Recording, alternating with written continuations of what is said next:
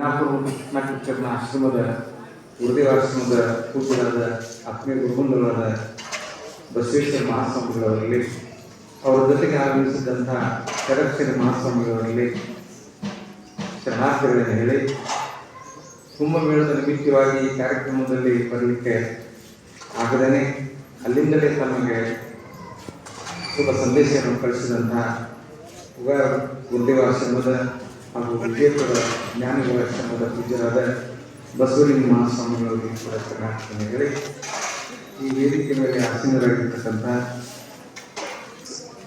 ಎಲ್ಲ ಗಣ್ಯಮಾನ್ಯರು, ಮುತಾಲಿಕ ಮಂದಸ್ಸಿಗಳಿದ್ದಾರೆ, ದೇಶಪಾಂಡೆ ಮಂದಸ್ಸಿಗಳು, ವಸಂತಿ ಸಾಹಿಬರಿದ್ದಾರೆ, ಸಂಚಾರಿ ಶರಣರಂತ ನಮ್ಮ ಚಳಕೆರೆ ಶರಣರಿದ್ದಾರೆ.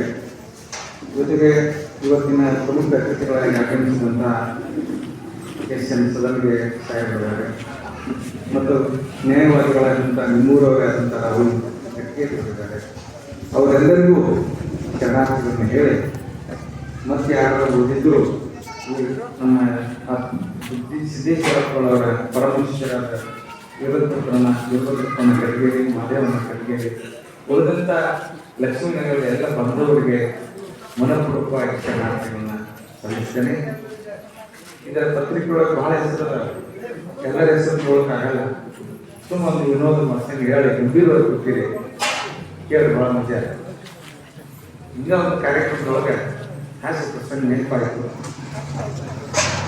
ಒಂದು ಪತ್ರಿಕೆ ಒಳಗೆ 200 ಹೆಸರಿದ್ದು, ಆ ಕಾರ್ಯಕ್ರಮದಾಗ ಪತ್ರಿಕೆ ಒಳಗೆ 200 ಹೆಸರಿದ್ದು, ಅವೆಲ್ಲ 150 100 ಆ ಭಾಷಣಕಾರ 3 ಹೆಸರು ಹೋಗ್ಲಿಕ್ಕೆ ಶುರು ಮಾಡಿ